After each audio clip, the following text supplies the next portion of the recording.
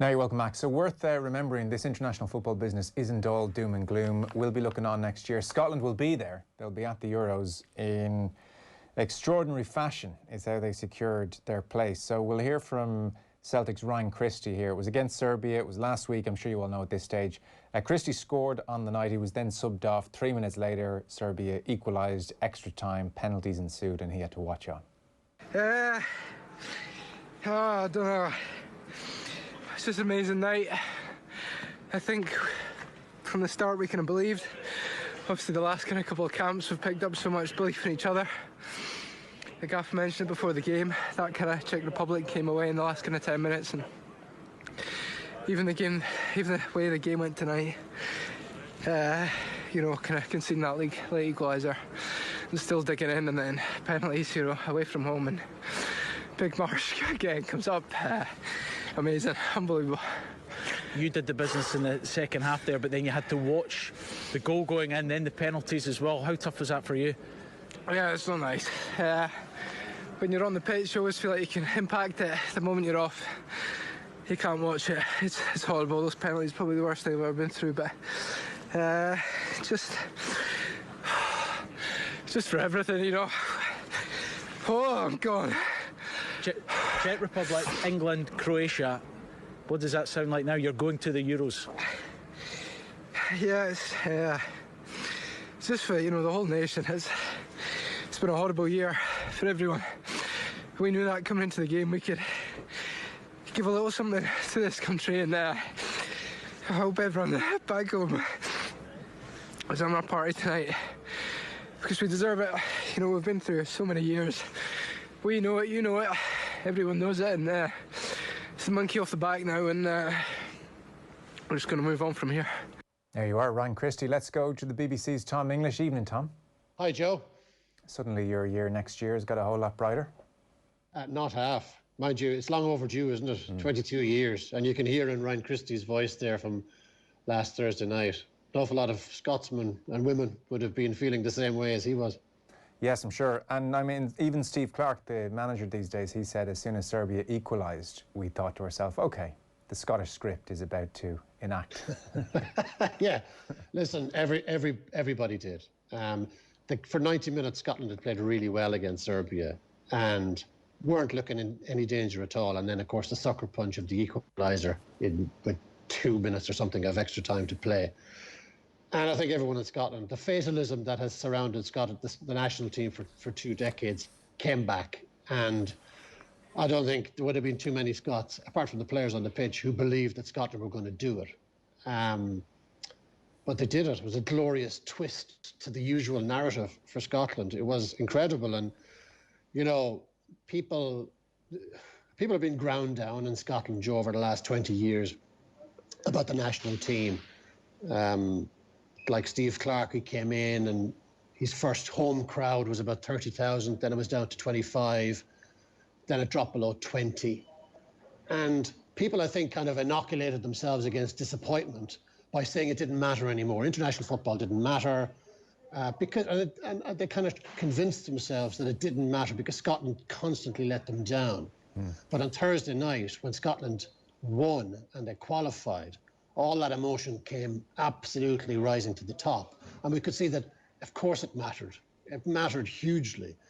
Not just the football fans, dyed-in-the-wood football fans, but the entire country. I mean, football, as we know, can reach parts that a lot of other sports can't reach. And my God, it reached all around Scotland last Thursday night. Well, I suppose in Scotland, it is the main sport in so much as I can see, and football is the ultimate meritocracy. So, and there's such a rich history. So 1998 is a long, long time ago. I can understand how people, you know, shut themselves off, Tom, like after a bad breakup. They couldn't love again. Is Andy Murray okay? I mean, is anyone checked his heart rate? Well, did you see the video of Andy Murray? That's what I mean. I mean, I think he got up to almost a decibel. Yay! It was, I mean, it was just, yeah. He must have a sleeping child in the house, perhaps. I think he was doing a best impersonation of Steve Clarke, who's also fantastically, heroically deadpan, no matter the circumstances. So tell us, how has this happened? Is this long, strategic, build up and you've produced a higher calibre of player? Is this a bunch of misfits who've come together? Is this a golden generation? And Clarke's role in all this, because certainly, again, from our slightly afar perspective, Clarke was at Reading and West Brom, and it looked like his career was not really going to catch fire.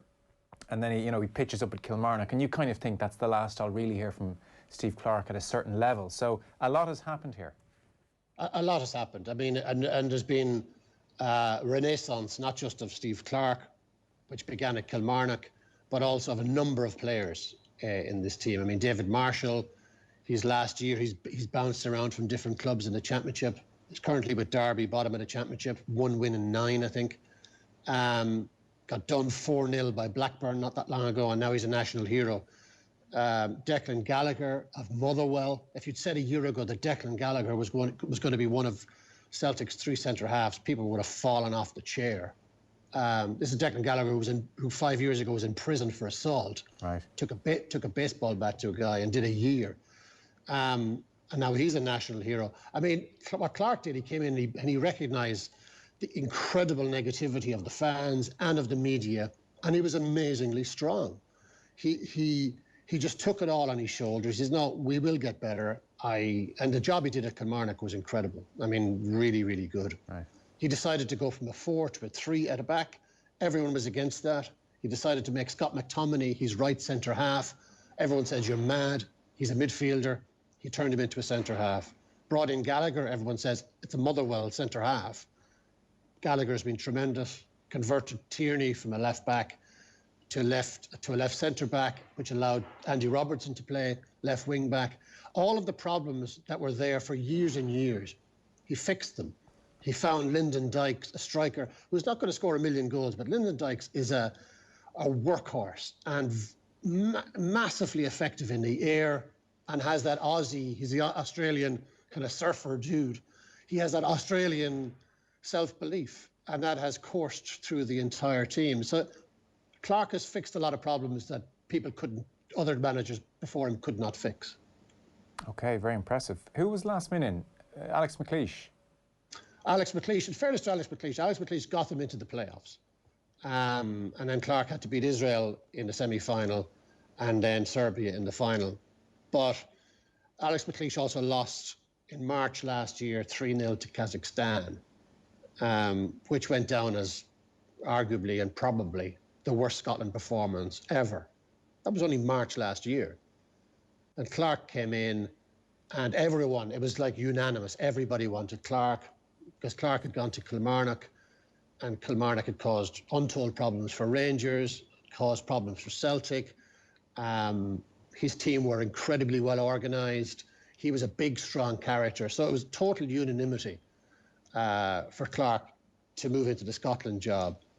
And we thought, like, if anyone was going to turn this around, that it was going to be Steve Clarke. And he's done it. I mean, yeah, they lost yesterday against Slovakia, but that was their first defeat in 9 games. And actually, they played really well. They deserved to win that game. Mm.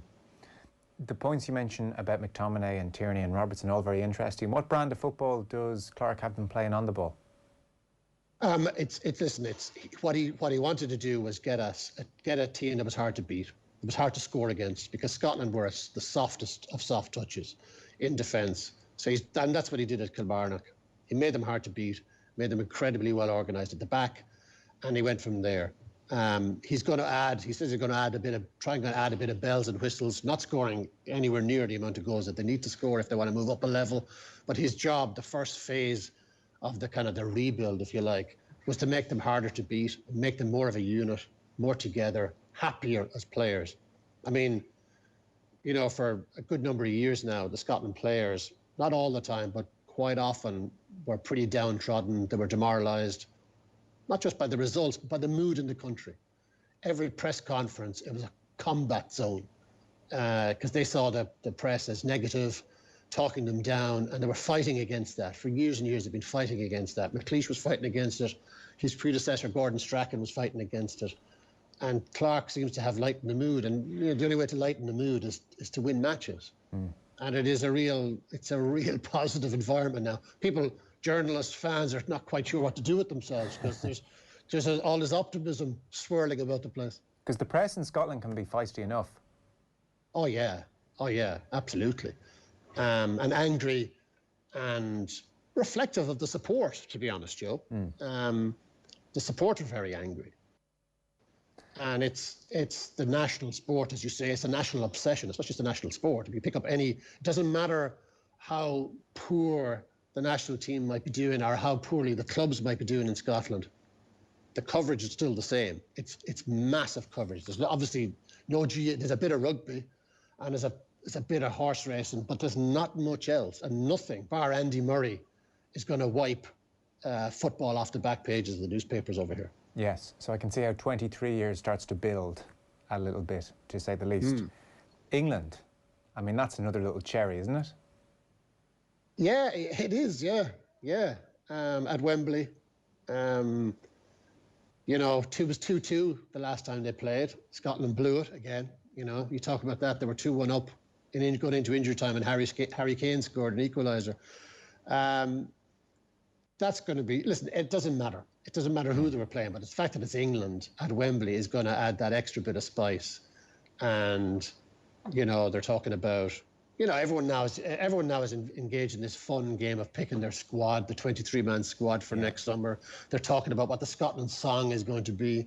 You have this bizarre narrative of this Baccarat song. Yes, sir, I can boogie. Everyone's talking about that. So this thing has gone off in all sorts of completely weird directions. Yeah, it's the fun of it. I mean, you think back when we're going to tournaments, and the last 6 months of the league are, you know, there's an Irish watch with the Euros in mind, you know, and that is half the fun and the excitement. And I don't know, I guess we're just going to support our Celtic brethren over here, that we don't have many options here, but it is. We'll be back. Yeah. It is amazing for Clarke. That is some turnaround. Like I said, he had been roundly dismissed. You know, had been a familiar face at Chelsea for a long time. Got his chance. You presume that's the end. But now suddenly, geez, his future looks a lot brighter, even beyond the Scotland job.